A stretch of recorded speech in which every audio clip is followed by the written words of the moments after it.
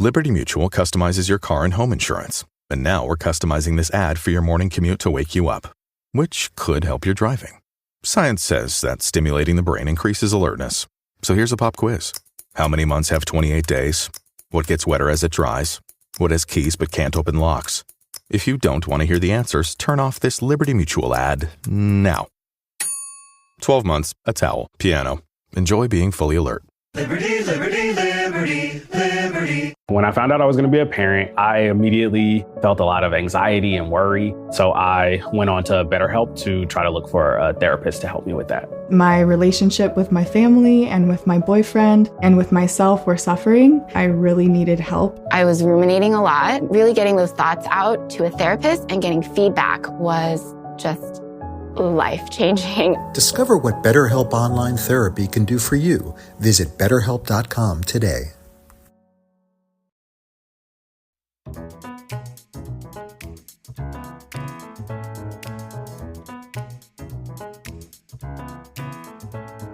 Hello and welcome to the Book Club Review. I'm Kate. I'm Laura. And this is the podcast about book clubs and the books that get people talking.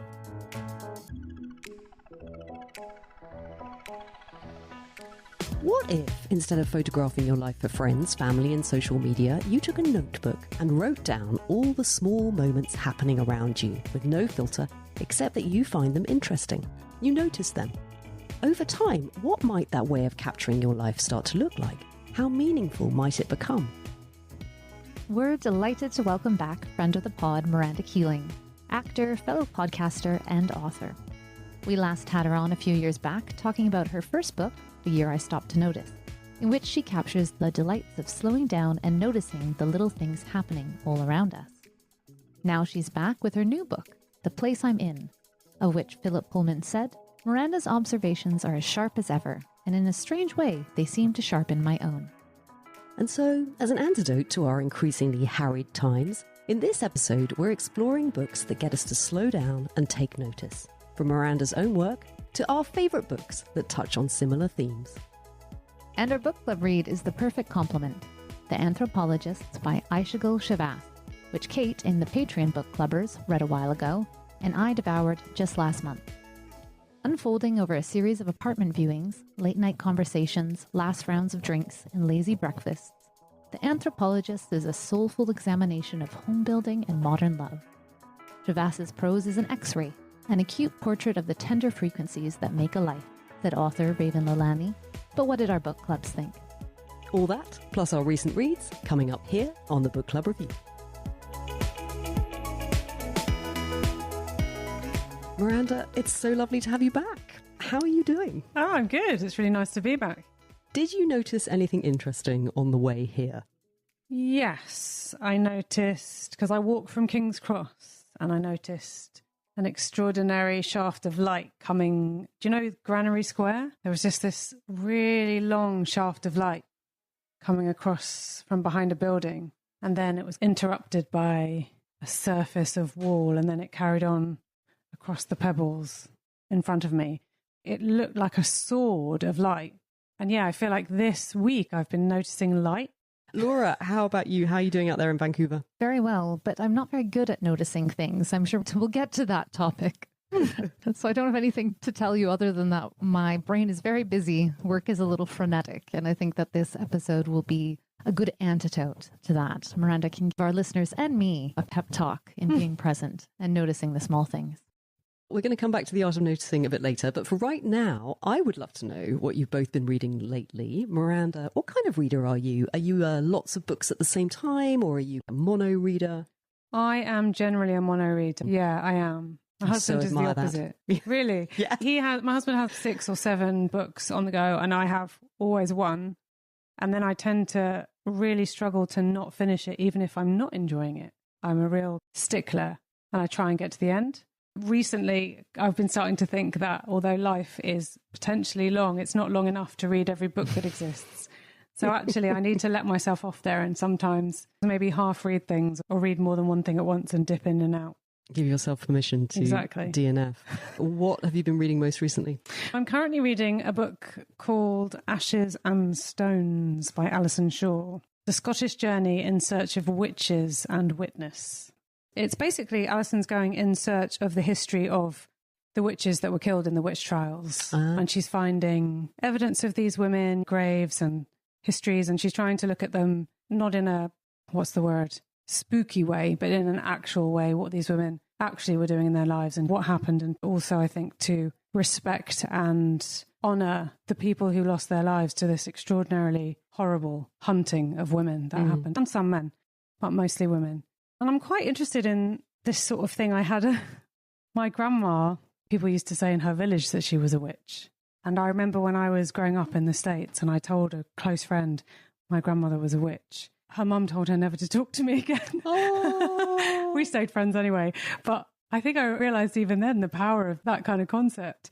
And I'm not sure that I believe in what a witch is exactly, but it's fascinated me for a long time. Laura, how about you? What have you been reading? So long-time listeners, as well as my dear friends on this episode, Miranda and Kate, may be slightly surprised, dare I say it, shocked to know that I am reading Jessica Simpson's memoir, Open Book, which I picked up in the drugstore.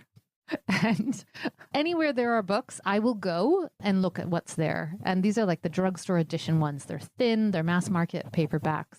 And it just so happened, it wasn't even facing out. I pulled it out from the spine. I was on my work lunch hour. And I was like, Jessica Simpson, what's she doing? It's been a couple decades. I'm very embarrassed to need to ask this, but who is Jessica Simpson? She's an actress? Oh, okay. So maybe Jessica Simpson didn't really come over to the United Kingdom. No, I feel like people are screaming right now. I know. I think I'm the only person who doesn't know who Jessica Simpson is. Well, you guys are a little bit older than me too. So she was a pop star at the same time as Christina Aguilera and Britney Spears. She wasn't that famous for her songs. She did have some breakout hits. She was famous because she was on a reality television show called Newlyweds. And she was 21 when she married 98 Degrees singer Nick Lachey, who continues to have a Hollywood career. This is more detail than anyone needs to know.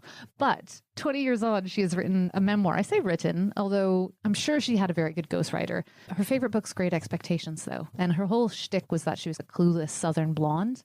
But as you read the memoir, it was something that she was naive. She's deeply Christian. She was the daughter of a Baptist preacher turned pop star manager. She continues, she's around, but I hadn't kept up with her at all. It's really well written. It's a page turner. I am a bit sick of her because I'm in the closing 50 pages and I'm like, all right, okay, I'm done. And also she's just about to talk about her husband and their marriage. And then I was Googling this morning and they got divorced last year. And I'm like, that didn't even stick. But more than anything, and this is maybe my husband's excuse for my enjoyment of it, is that it's from a very particular time. I was growing up as she was growing up. So the songs remind me of a specific time being probably like 16 to 20, maybe like 18 to 22. So there's a real nostalgia streak in there. I should say that she's also maybe a billionaire. She and her mum created Jessica Simpson Collection, which is a fashion brand. So even as her pop career went down, she was making a huge amount of money from this fashion collection. That's what I'm reading. This is very unlike me. Should I start a book club review fashion collection? What would people... Could we do a hoodie? Maybe socks? Hoodie? We could do socks. Get a hoodie. I would get a hoodie. Actually, I could get behind socks. I want to tell you about the most brilliant book that I read recently, which is called No Such Thing as Monday by Sian Hughes, who you might remember wrote this really wonderful book called Pearl that was longlisted for the Booker in 2023. I loved Pearl so much. I thought it was so great, but the nice kind of twist on it, the sort of nice little angle that it was inspired by this medieval poetry, this 14th century Poems of the Pearl manuscript, and that's where it had this kind of echo of that. And so brilliantly, she's now taken another one of the poems in that collection, Purity, and she has spun this incredible book. It's another family story. In fact, I was sent it as a proof, and if I'm really honest, I kept putting it aside, even though I love this author, because I just thought it sounded really downbeat, and as I wasn't feeling that cheerful, what with the world and everything, I just thought, oh, I can't face it. But that was really silly, because what, can I ask you, is more exhilarating than reading a really brilliant book? And once I did pick this up and I read the first chapter, I was just like, oh my God, this is so good. And I was loving it. But yeah, it is quite a downbeat story. It's narrated by this woman, Steffi. And when we meet her at the beginning, she's dealing with the death of her father. And we learn that she's been looking after him in his old age and that her mother died years earlier. And she also has a sister from who she's estranged. And she seems very isolated, and gradually, as the story goes on, we start to understand why. So there's basically a pretty traumatic story of child abuse that was, in fact, visited on her sister and not her. So there is this schism within the family and this terrible thing that was happening, but no one talked about it. And she feels this sense of guilt and shame, but at the same time, her memories have almost erased this trauma. So she's an unreliable narrator to herself. Things gradually start to fall into place for her. And you go on that journey with her of understanding what went on.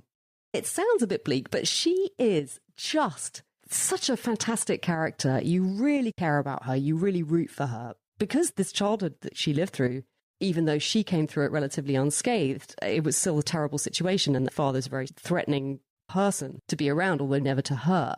But the point is, none of that was of her making. So you really feel this sense of empathy. And she is trying to make something of herself and her life. And it has got this wonderful redemptive arc that I just enjoyed so much. I thought it was brilliantly written. It made me feel the way I felt when I read Amy McBride's A Girl is a Half-Formed Thing, which, if any listeners have read that, is such an extraordinary book. And also Maggie O'Farrell, like, it's that level. It's really great. It's just come out. I think it will do really well. I could see this winning prizes. I just thought it was a really great read, and I recommend it very highly. And don't be put off if you think, I'm just not sure I can face that kind of a story, because actually it is one of those books you will find yourself exhilarated and thrilled at the power of really good storytelling. That's the kind of book I need after Jessica Simpson. I will keep it in mind. I need to redeem myself in my reading habits. Yeah, very good. And not long as well.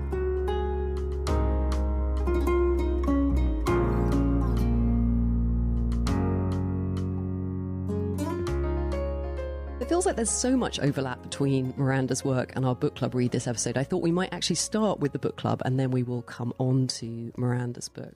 In The Anthropologists by Ayşegül Şavas, Asya and Manu are looking at apartments, envisioning their future in a foreign city. Removed from the web of family and its obligations, what traditions and rituals should they establish together? As they dream about the possibilities of each new listing, Asya, a documentary filmmaker, spends her days gathering footage from the neighbourhood park like an anthropologist observing local customs, anxious to know how people really live. Forget about daily life, chides her grandmother on the phone. No one cares about that. Meanwhile, life back in Asya and Manu's respective home countries continues. Parents age, grandparents get sick, nieces and nephews grow up, all just slightly beyond their reach. But the world they're making in their new city is growing too, they hope. As they open up the horizons of their lives, what and whom will they hold on to? And what will they need to release? The audiobook of The Anthropologist is read by Catherine Aboya and published by Simon & Schuster Audio. Here's a clip. During our first weeks of searching, we viewed an apartment that was even smaller than ours, but impeccably restored, with an open kitchen fitted tastefully and resourcefully, and a bathroom that gave the feeling of being in a luxurious setting. Each time we visited a place for sale, we were intrigued by all the different lives happening in the city. The arrangement of space to work and rest, to store and display, the priorities of strangers that were so different from our own. The owner was a flamboyant man in his 50s, whose exquisite belongings seemed to have been bought to fit the shelves of his home. After showing us in, he took his place on a leather armchair and let us walk through the apartment ourselves, aware that it needed no explanation. Afterward, we sat at the cafe down the street with a red lacquered facade and marble tables. If we were to live there, we said, we'd come to this cafe for lunch and late-night drinks, would know the waiters by name. The thought was pleasing, though somewhat foreign, as if we'd put on very expensive clothing that didn't belong to us. A few days after seeing the apartment, we met up with our friend Ravi at a bar in our neighborhood. We met there whenever we thought we'd have a quick drink, and almost always ended up ordering the platter of fried onions and sweet potatoes and mozzarella sticks, which made us feel sick a few hours later. So they're looking at these apartments and they're trying on all these different possibilities for size. Because they've decided to move away from their home countries, they're undefined, or maybe it's more that they're free to decide how they want to live their lives? Perhaps I'll come on to what the podcast book club made of this one. That was a big sign, a big pause. No, I'm just thinking about what order to do it. But Laura, tell us how you found it. Asya is a worthy peer to you, Miranda. And I feel like just generally, if we had her here as a character, we would be having a lovely time. She is a lovely person to spend time with. She's smart, she's funny, she's thoughtful, she's preoccupied with city life and what does it mean to move to a new city. And the writing is just so straightforward and clear and simple, but utterly compelling. This is a book that it doesn't surprise me that Kate would pick for Patreon. It's the kind of book that I don't necessarily seek out because there's no plot and it's about contemporary life. And yet for me, it was a total page turner.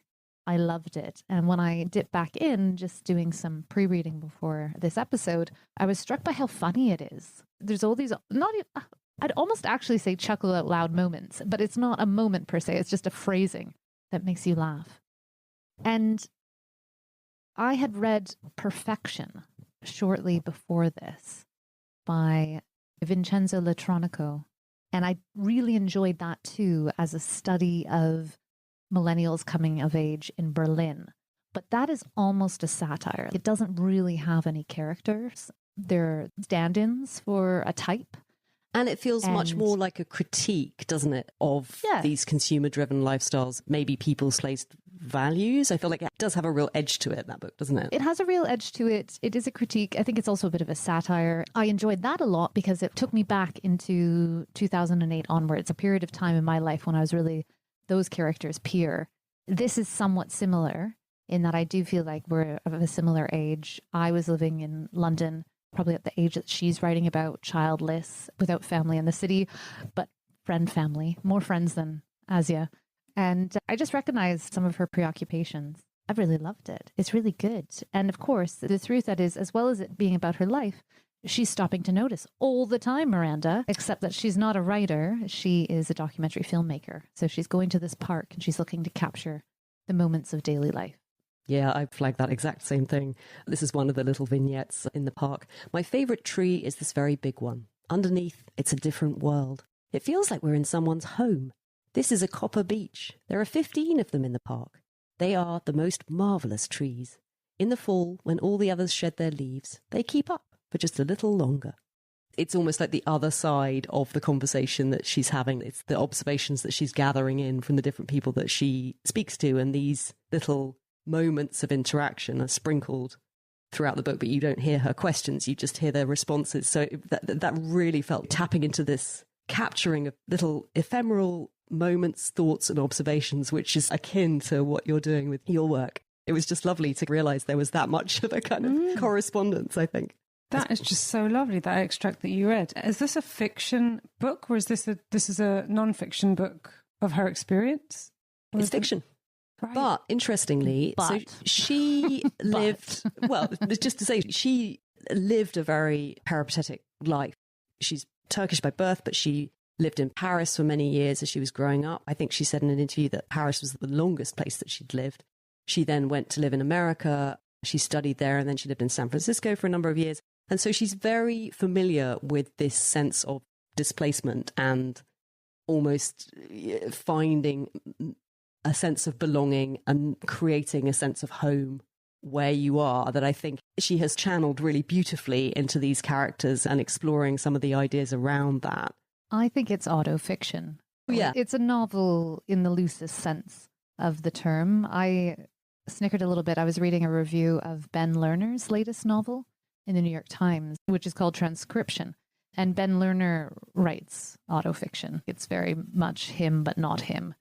And the article opens just saying, although the exact dates remain hazy, I think it is safe to say that sometime between 2009 and 2014, it became officially embarrassing to be a novelist. Or so the novelist told us at the time. Take Rachel Cuss, for example, who, after writing 7 well-regarded novels, dismissed fiction as fake and embarrassing. Ayşegül is very much in the New Yorker crowd, right? She and Ben Lerner are peers writing at a similar level. And this grew, I think, out of a short story that she had published there originally. And then this novel is a sort of expansion of that, I think. And so I read it very much as nonfiction, even though Ayşegül's a writer Asya is a documentary filmmaker. But I was quite invested in finding out whether or not the author has children, because Asya and Manu, her partner, her husband, maybe? Can't actually recall. They're married. There's that thread. They're looking to make a home, but will that home have children? She's very ambivalent about it. Because that's another thing to say about this book, is that their lives are so blissfully child-free. Yeah, they have such a nice time. I remember when Kate had children and I didn't, and Kate would be like, I'm so busy. And I'd be like, I'm not busy. I'm not like, weekend comes along and I'm going to go read in the park. And I'm going to go have some drinks. And now I'm like, nope, none of that. No personal time. Yeah, so I think there is, because there's not really any particular tension in this book. It's not a book of great dramatic ups and downs. It's very gentle, but if anything, the one note of tension is perhaps this slight pressure she feels to decide whether or not they're going to have a child. And she's very ambivalent about that. And also that sense of commitment. When they buy this apartment, they are putting down a deposit and they are going to have a mortgage. And she recognizes that's going to take them 20, 30 years to pay off. So it's a real commitment. And it anchors them to something, and it marks a little bit of an ending of this period of freedom that they're enjoying into a kind of adult life of responsibilities and not being so free. They also love each other deeply, and they have the most wonderful relationship. Like, yeah. I wouldn't want to say that they don't ever they argue or anything, because there's slight threads of that, but it's so rare for you to read just about a happy, loving relationship, just the little moments that carry you through. Yes, I think that's true. I agree, actually. That is unusual and it's very nice to read. I think it perhaps there's something interesting about time as well.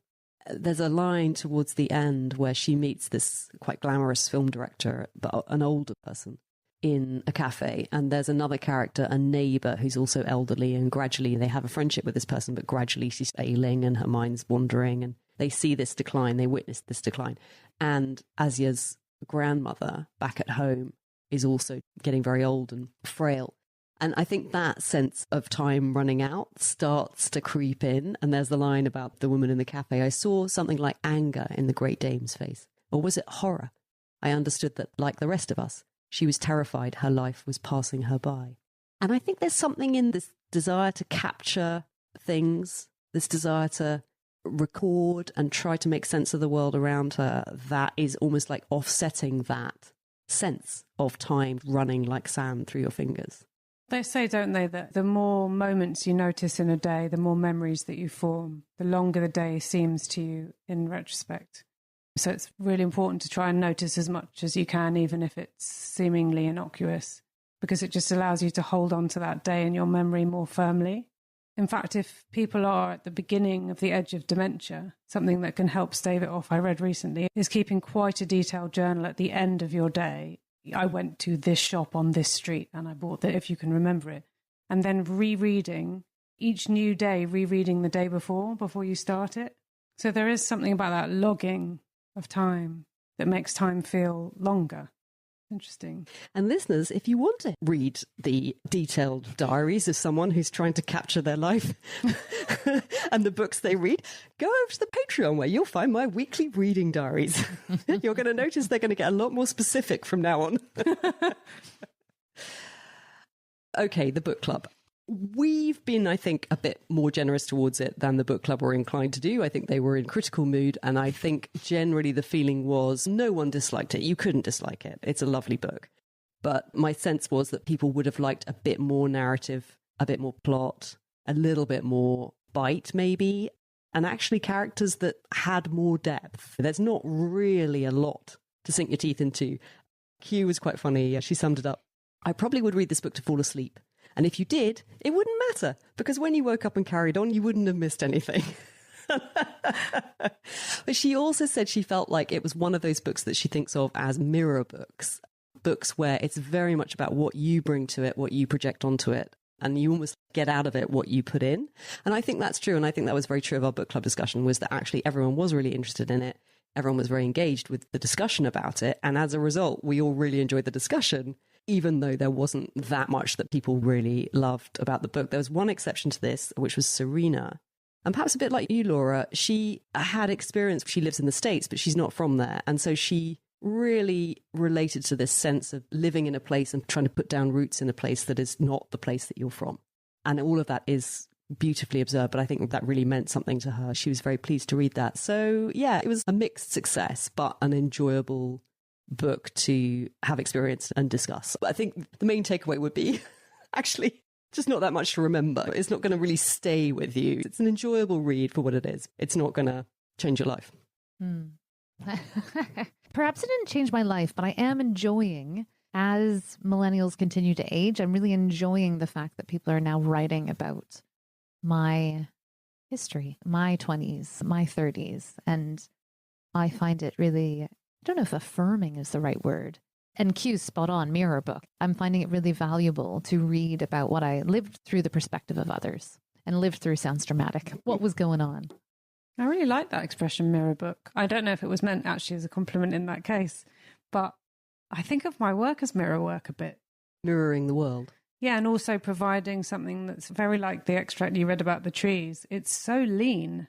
There's just no extra fat on those sentences at all. And yet somehow I personally related so much to that sense of the home under the tree. And there was a pathos in that and a comfort and all kinds of things, almost from nothing. That feels like a good moment, Miranda, to give listeners a sense of your observations. Do you ever call them noticings? What Yes, do you call them? I do. You call them sometimes. noticings. But that's not a real word, is it? Is it? Hey, no, you can make up a word. Okay, it could be your word. Let's talk about Miranda's noticing.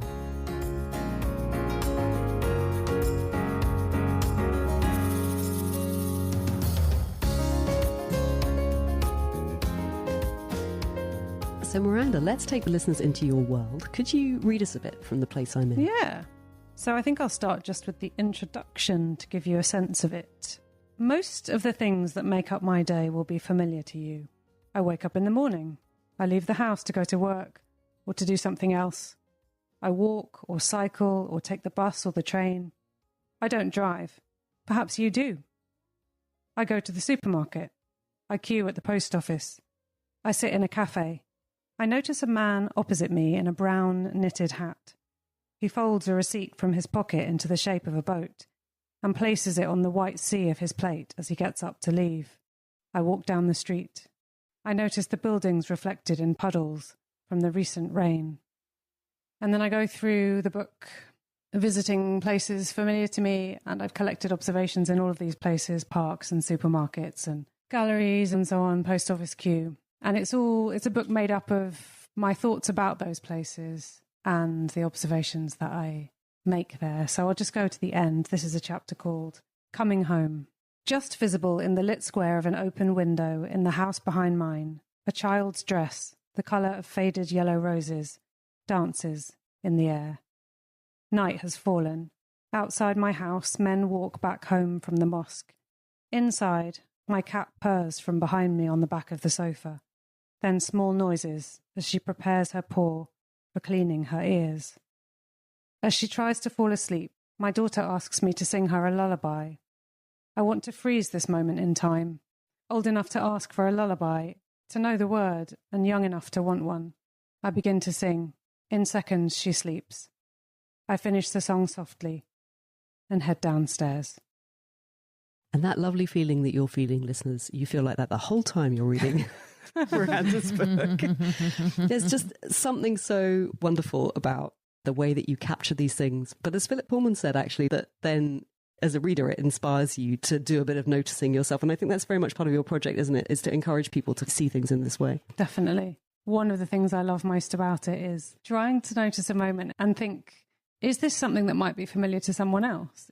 Am I describing something which, if I describe it with care, will resonate with them because it's something that they've experienced? Or the opposite, will it be something that they've never experienced, and if I describe it with enough accuracy, they'll feel like they were there and they experienced it themselves? And I get a lot of people responding in that way. This has happened to me, this happened to me yesterday, it's happened to me before, or this reminds me of London, I used to live there, I miss it so much, these moments don't happen where I am now.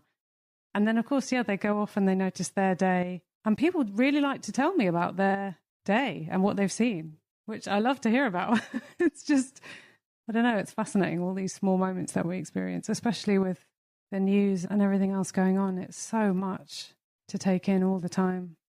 I feel like your noticings are the antidote to the news, right? Because we tend to think that the news I feel like there's almost a trend that it's more real than what's happening in our day-to-day lives, and actually throughout human history, that would have been the opposite, right? And news is so huge and it makes the whole human experience into headlines, right? This is what everyone on the globe should be worrying about or concerned about. And I'm not saying we shouldn't be. It's just that what do we miss in the day-to-day? What are we spending our lives on if we're constantly preoccupied with digital headlines rather than what's in front of our faces? And I'm sure Oliver Burkeman, I subscribe to his brilliant occasional newsletter, The Imperfectionist. And just, it's almost, do you ever feel like just when you really need it, then it comes? Yep. He just knows. I never worked out actually whether it is on some auto schedule or whether he really does time it according to how he feels everyone's feeling. Anyway, point is, I'm sure recently he did a thing about this sense of spiraling anxiety and the largeness of the world and the impossibility of coping with all the things that are going on in it that we feel so powerless about. But the antidote to that is to look at the things around you, have conversations with people around you, notice the world that you're actually living in terms of the things that you directly are coming into contact with, because that's your lived experience. And yes, all these other things are happening. And yes, it's important to be aware of them and be concerned. Most important thing is the life that you're living and the moment you're in. And actually, when you notice that, often there are these magical things that are happening, or beautiful moments of kindness or tenderness that you see. I feel like that's something that really comes across in your book. Oh, thank you. I think that's so nice to hear it described in that way. And I think there are two things, dangerous things, that the 24-hour news cycle invokes in us or forces us to feel potentially.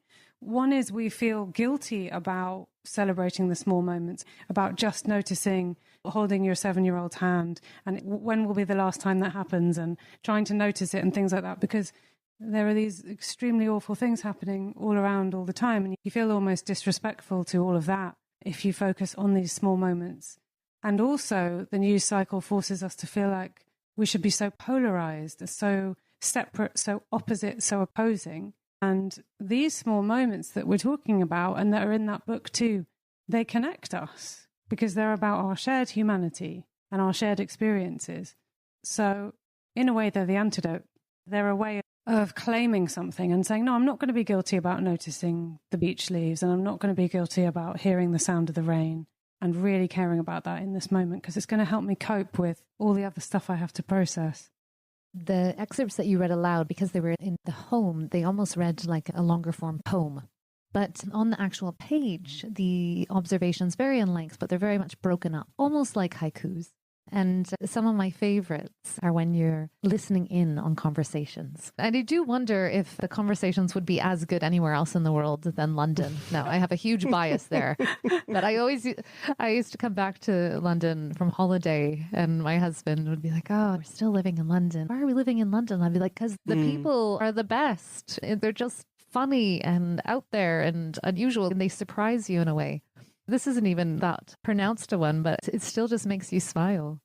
A woman sharing my table talks to the man opposite her. Woman: we have to be the adults in the room, David. He will just have to accept that. Man: that we are his parents. Woman: that we are his parents. Man: we are.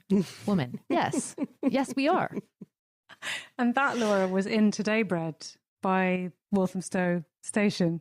That one. Oh, really? Yeah. Where Miranda and I spent many a month when I was on parental leave, wandering around with our babies, even through COVID. There was a lot to notice during COVID. Actually, that would be one of my observations. As hard as I personally found parental leave and indeed COVID, there was just so much time and space, really, that you couldn't, even as you're wrought with anxiety, you couldn't help but stop to notice because you needed to get out and see the world, escape the digital bubble. I have strange nostalgia for the COVID months. I think lots of people do. It often made me smile. I love this one I pulled out. Little boy in Hackney. Where are we going? His dad. School. Little boy. Oh. Pause. Dad. Where would you like to go? Little boy. Barbados. Excellent answer, wouldn't we all? And the children say the funniest things, but they really do. They really do. And luckily, they say them when you're around to listen and capture them in this book. And I think one of the things that is important to say about my work in general is that I've been doing it since 2011. And so it might seem as though I have an impossible life of every day hearing hundreds of people say amazing things, but these are curations of years of hearing these things and choosing my favourites. But yeah, Londoners are very loud as well. You can really hear them, like New Yorkers, you can hear them. How can listeners hear your observations outside of the book? I've got a podcast called Stopping to Notice. It's got over 200 episodes, so people can dive right into that. And each episode is only 5 minutes long. And I basically take my recording kit to a location. I walk around for 5 minutes and I just record what I notice. And because it's binaural recording kit, if you listen in headphones, you feel like you're exactly where I am because the sound, you perceive it to be all around you exactly as it was for me. So that's the best place to go and listen to what I do. I listened to one earlier. I felt like I was there. I felt like I'd had the experience of being in this wood for 5 minutes and just noticing the light and the smell of the pine. And it's almost like meditation in a way, being with you in a space like that. Oh, that's nice, because that's what I'm doing, I think. I feel like it is. It's like a breath of fresh air reminding us about what we're supposed to be doing with our lives, which is really just being present, taking it in, finding joy in the small moment.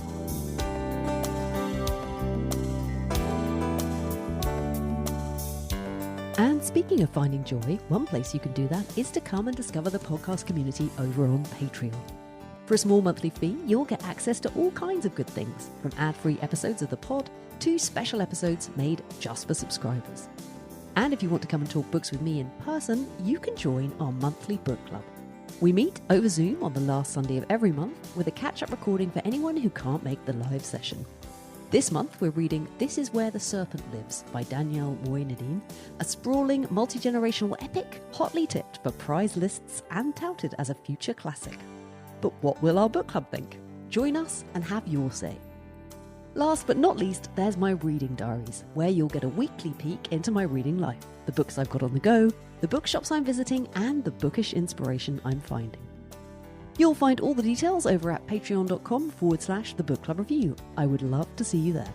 And a particular welcome to new paid subscribers Tani, Tracy, Vlada, Christelle, Parry, Roz, Roseanne, and Nikita.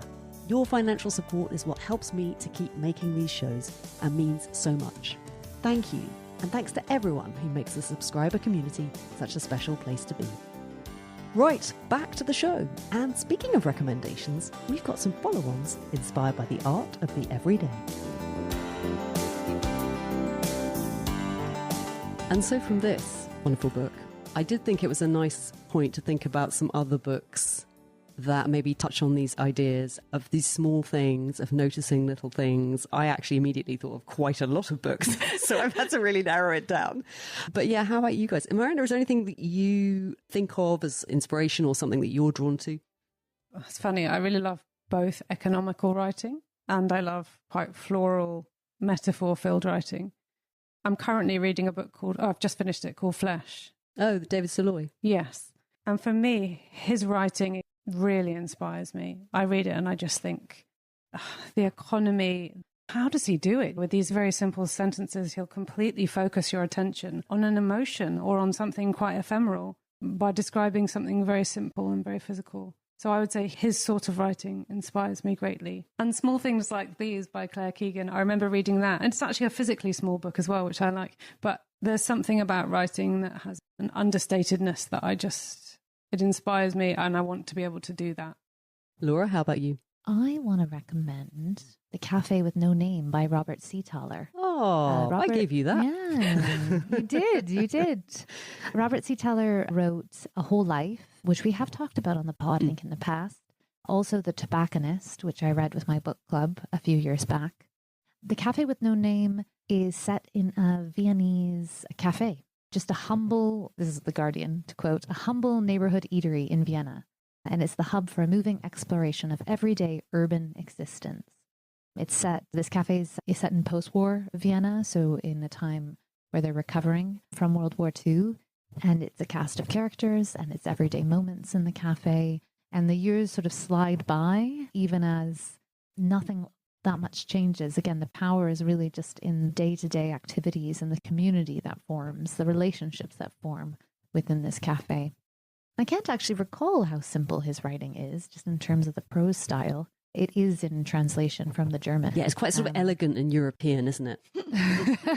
I'd say. Elegant and European, full stop. But it's got that lovely... Yeah. Yes, you do feel quite erudite. And when you're reading his novels, you're like, yes, I am reading literature. Which isn't to say, I think, that it's necessarily considered that way in Austria and Germany. I think he's seen as being probably quite a popular, more mainstream, though respected author.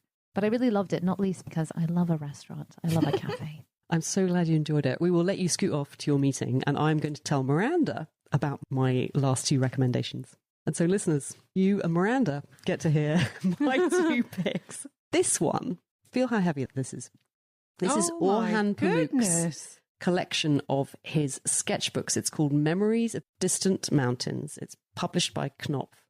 And it's quite a tome, isn't it? It's basically life-size reproductions of Orhan Pamuk's Moleskine notebooks, in which he writes his thoughts, but also does these beautiful illustrations. And he trained as a painter, and reading this, I got to know him a lot better, but there is this real sense that he could have gone either way. He ended up choosing writing as his main career path, but he dreams of or yearns for that life he could have had if he'd been an artist. And in these sketchbooks, it's the place where he reconciles those 2 things. And he has this practice of writing and then maybe going back and filling in the picture on another day, or he'll do the picture and then he'll come back and do the writing. There's a funny review by Dwight Garner in the New York Times, and I like Dwight Garner's reviews a lot. As a critic, I'm always interested in his thoughts. But I just thought it's funny, this one. He said, is Orhan Pamuk's Memories of Distant Mountains, Illustrated Notebooks 2009 to 2022, the most embarrassing book published in modern times by a recipient of the Nobel Prize in Literature? So his main gripe is that I think he just wants more from Orhan Pamuk's notebooks. He wants the insight into the writing process, or how do you exist in the world as a Nobel Prize winning author? And the thing about Orhan Pamuk is that's not really what he wants to share. So Dwight Garner writes, diaries and notebooks from writers and others with a gift for language matter because they're forums for observations on manners and morals and art and food and sex and politics. They track another human being's impulses, appetites and philosophies. They're a groovy back door into a mind. Pamuk's notebooks lead us to such a door and then ask us to remain outside. His text is so breezy and frictionless that if J.M. Coetzee or Doris Lessing or Harold Pinter, to name a few nobelists from this century, had published it, one would worry they'd been kicked in the head by a horse and were still in convalescence. He spends time with major world writers and delivers the blandest reports imaginable. Amitav Ghosh and his wife are good company. About Elif Batuman and her girlfriend, we drank, we laughed, we had a good time. So it's true.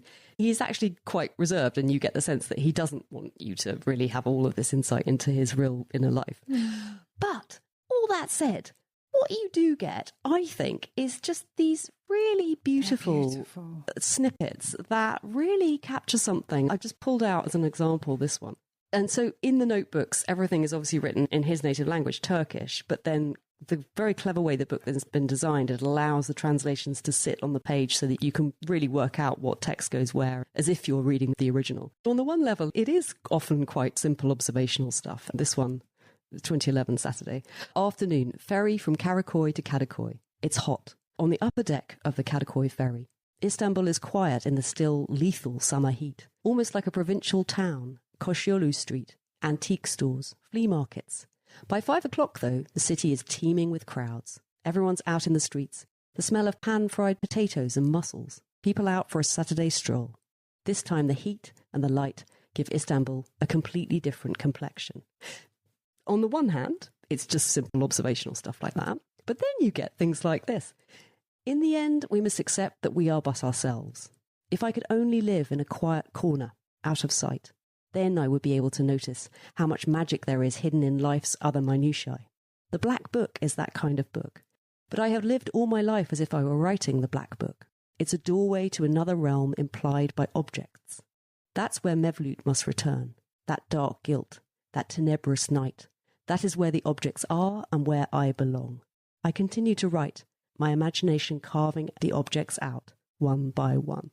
So there's a kind of weight to that, isn't there? And a resonance and an insight into this novel that he's writing over the period of these fragments that I found really meaningful and inspiring. And I like that it feels, yes, on the one hand, it's a sort of surface look at him and his life.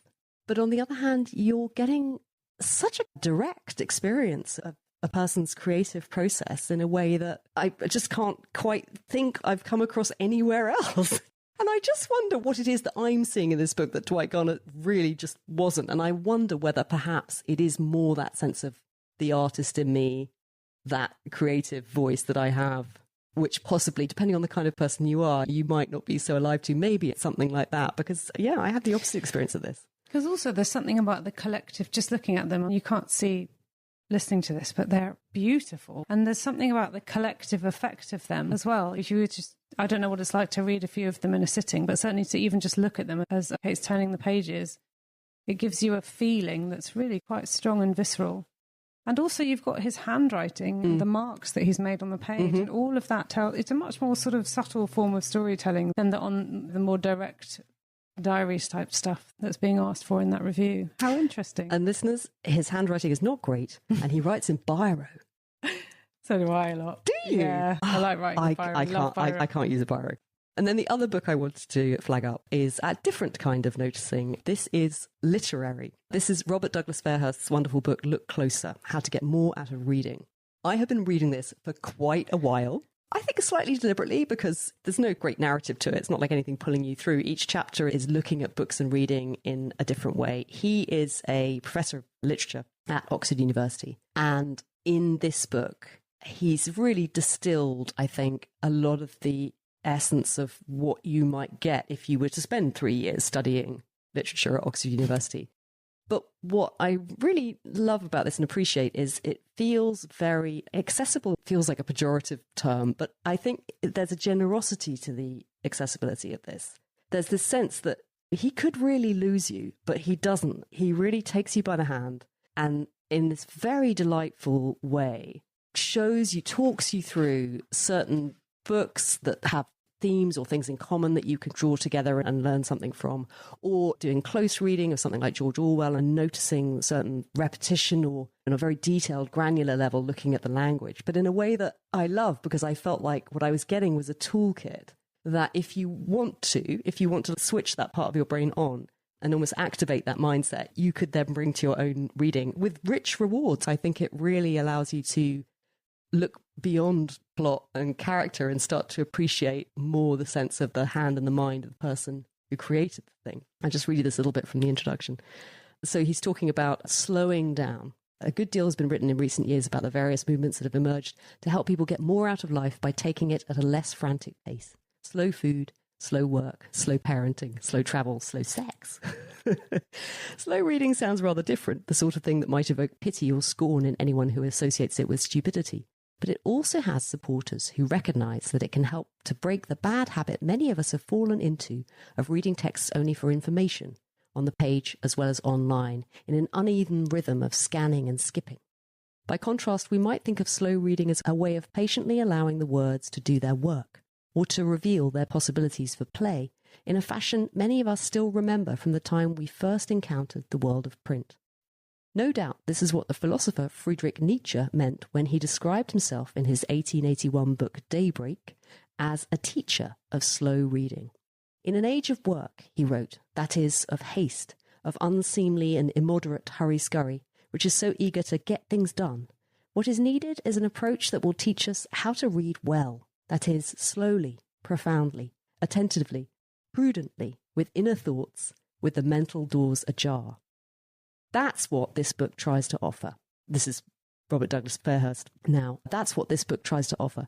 An approach to reading that recognises how, when we pick up a book, we aren't only trying to lose ourselves in it. We might also find ourselves there, if we are willing to look closely enough and leave our mental doors ajar. And so I commend this to listeners as an incredibly enriching book that is a delight to read, but really, I think, will perhaps change the way that you read in a way, certainly me anyway. And I read a lot. So if you'd asked me, I wouldn't have said I needed any advice about how to read. But how lovely that unasked, he produced this book for me and I've read it and it's given me a lot. Yeah, noticing, a different kind of noticing.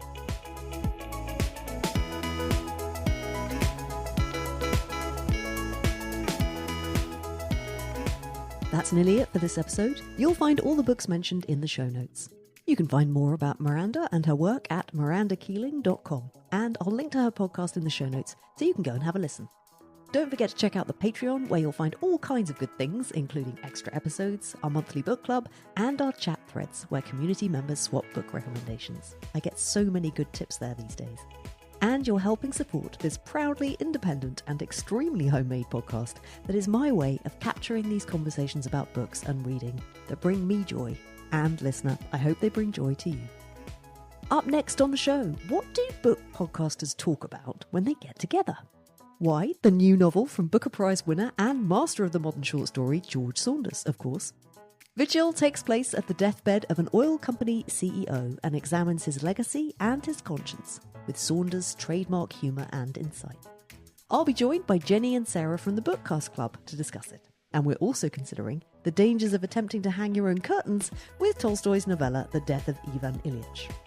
That episode is coming soon, but for now, thanks for listening and happy reading.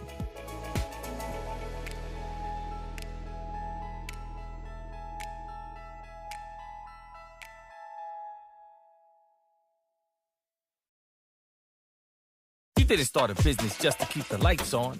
You're here to sell more today than yesterday. You're here to win.